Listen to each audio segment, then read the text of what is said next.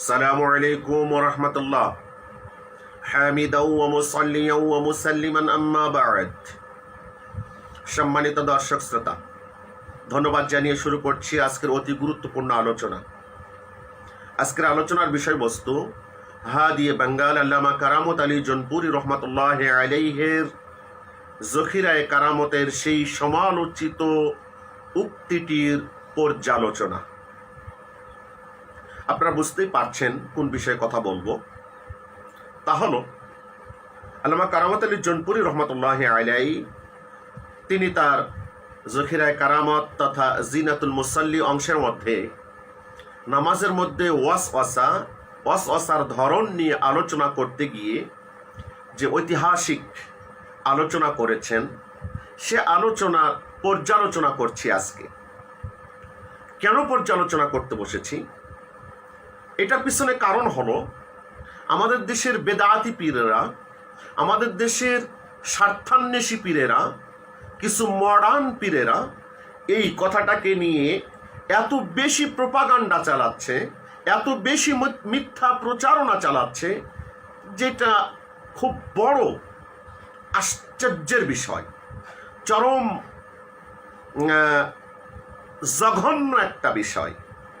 কেননা পীর যদি এরকম মিথ্যা বলে, মুরিদেরা কি করবে? পীর যদি মসজিদের মেম্বারে বসে মিথ্যা বলে, মুরিদেরা কি করবে? আপনারা গতকালকের যে ভিডিও আমি আপলোড করেছিলাম সেখানে আপনারা দেখেছেন, সেই মরহুম আবেদ শাহ সাহেব, যিনি বহু বেদাতের জনক, তারই সন্তান জনাব বাহাদুর শাহ মুজাদ্দিদি মসজিদের মেম্বারে বসে কিভাবে জঘন্য মিথ্যাচার করে গেলেন। কি যে আল্লামা কারামত আলী জৌনপুরী রহমাতুল্লাহ আলাইহি এই দেশের মানুষের ঈমান নষ্ট করেছেন। আস্তাগফিরুল্লাহল আযীম, নাউযু বিল্লাহি মিন যালিক। ওগো মডার্ন পীর, একটু অন্তরটা কেঁপে উঠল না আপনার? ঠিক অনুরূপভাবে মৌলভীবাজারের ভবিষ্যৎ আলা হযরত, বর্তমান বাংলার রেজাখানীদের জনাব মৌলানা আব্দুল করিম সিরাজনগরী সাহেব এরকম মিথ্যাচার অনেক করে গেছেন, লিখেছেন। আসুন আজকে আমরা সেগুলোর জবাব না দিয়ে সাধারণ জনগণের জন্য, আমাদের লোকজনের জন্য, আদতেই আল্লামা কারামত আলী জৌনপুরী রহমাতুল্লাহি আলাইহি সেখানে কি কোনো উল্টাপাল্টা লিখেছেন নাকি তার লেখাটা সম্পূর্ণ সঠিক আছে, এই বিষয়টা আমি এক বাক্যে বলে দেই, লেখাটা সম্পূর্ণ সঠিক আছে। বর্তমান বাংলাতেও যেটা আছে এটা সম্পূর্ণ সঠিক। আমি একটু পর্যালোচনা করলে বিষয়টা স্পষ্ট হয়ে যাবে। প্রথমে আপনাদেরকে আমি পড়ে শোনাই। দেখুন, তিনি ওয়াসওয়াসার আলোচনার এক পর্যায়ে এসে বলছেন, তবে আয়াত যুলুমাতুম বা'দুহা ফাওকা বা'দ, কোনো অন্ধকারের উপরে, অর্থাৎ অন্ধকারের মধ্যেও যেমন কম বেশি পার্থক্য থাকে, ওয়াসওয়াসায়ও অল্প খারাপ ও বেশি খারাপের পার্থক্য আছে।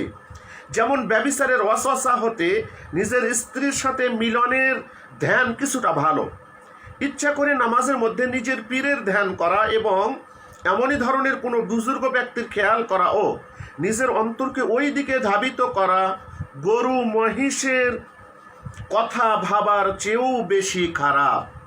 এমনকি ওই স্থানে হুজুর সাল্লাল্লাহু আলাইহি ওয়াসাল্লামকে ধ্যান ও খেয়াল করাও কাজের কথা না। কেননা নিজের অন্তরে সম্মানের সাথে বুজুর্গানদের ধ্যান করা গরু মহিষের ধ্যানের চেয়েও খারাপ। তবে নামাজের মধ্যে আল্লাহ ব্যতীত অন্তরে তাজিমের সাথে যে জিনিসের স্থান হয়েছে সেটিকে নিজের মকসুদ মনে করলে তাই শিরকির দিকে নিয়ে যায়। মোট কথা, এখানে ওয়াসওয়াসার শ্রেণীগুলোর পার্থক্য বর্ণনা করা হলো।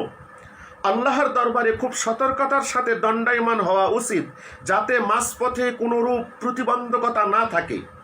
এসব কথায় কোনো পীর ও মুর্শিদ অসন্তুষ্ট হবেন না এবং রাসূলুল্লাহ সাল্লাল্লাহু আলাইহি ওয়াসাল্লামের প্রতি কেউ বেয়াদবিও মনে করবেন না। কেননা হুজুর সাল্লাল্লাহু আলাইহি ওয়াসাল্লাম বলেছেন, আনতা আবুদাল্লাহা কাআন্নাকা তারা, অর্থাৎ তুমি আল্লাহর বন্দেগী এভাবে করো যেন তুমি তাকে দেখতে পাচ্ছ। এরপর আরো আলোচনা তিনি করেছেন। সম্মানিত দর্শক শ্রোতা, একটু আমরা এটার পর্যালোচনা করি। আমি লাইন বাই লাইন পর্যালোচনা করছি, আপনারা একটু চিন্তা করবেন। আমি প্রথমে বলেছি সম্পূর্ণ সঠিক আছে, এখন পর্যালোচনাতে আসি।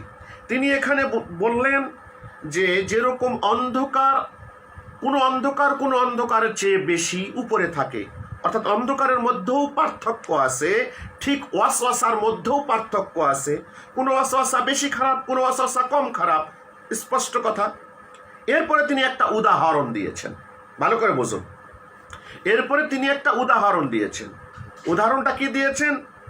যে যদি আপনার আমার অন্তরে জেনা ব্যভিচারের ওয়াসওয়াসা তৈরি হয়ে থাকে, সেক্ষেত্রে স্ত্রীর সাথে মেলামেশা করা, ধ্যান করাটা ভালো।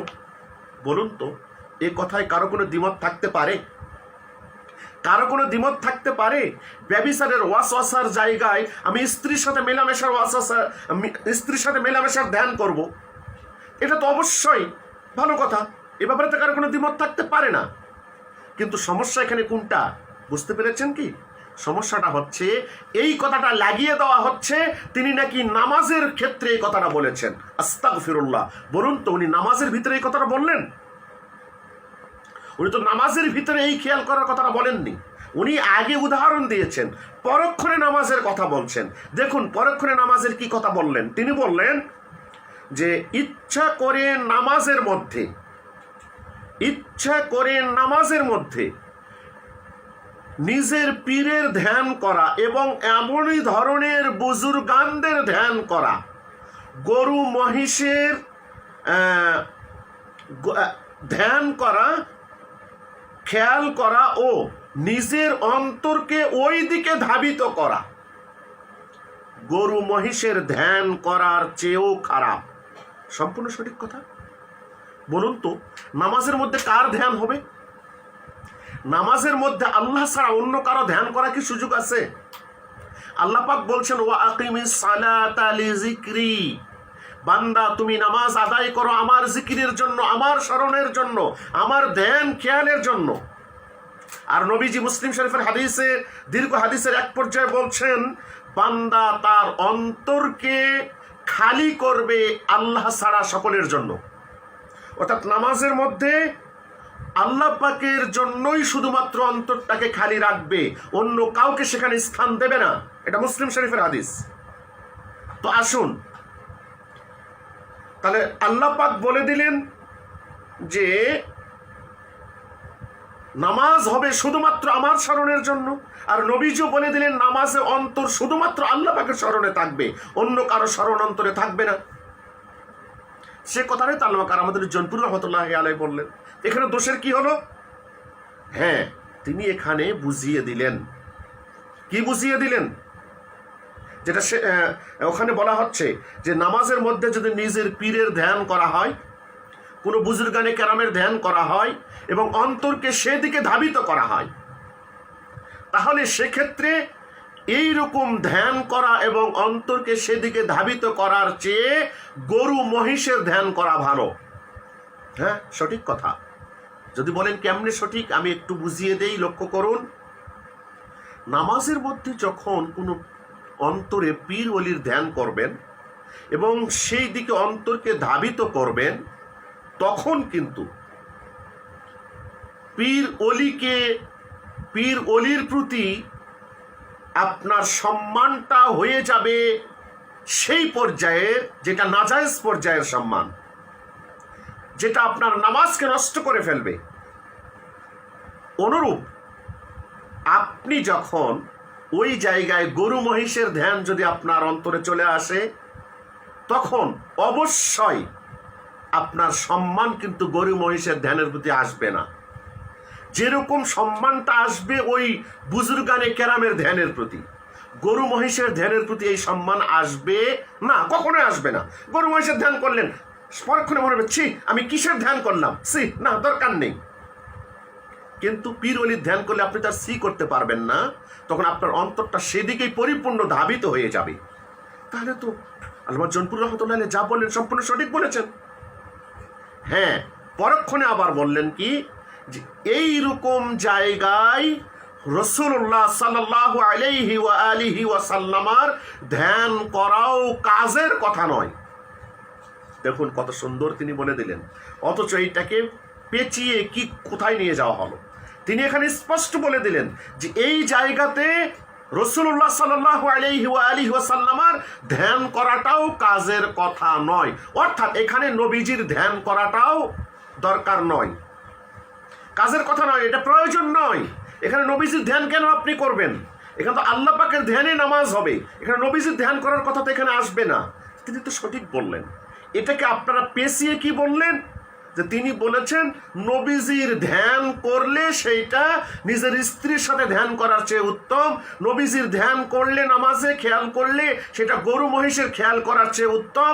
আস্তাগফিরুল্লাহ, তিনি কথাগুলো বলেননি, আপনারা তার ব্যাপারে মিথ্যা বলছেন।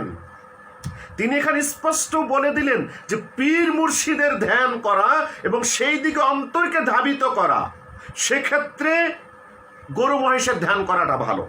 সম্পূর্ণ সঠিক। কারণ আবারও বলে দিচ্ছি, গরু মহিষের ধ্যান আসলে আপনি নিজেকে তখনই কি করতে পারবেন? তিরস্কার করতে পারবেন, নামাজের মধ্যে গরু মহিষের ধ্যান করলাম কেন আমি?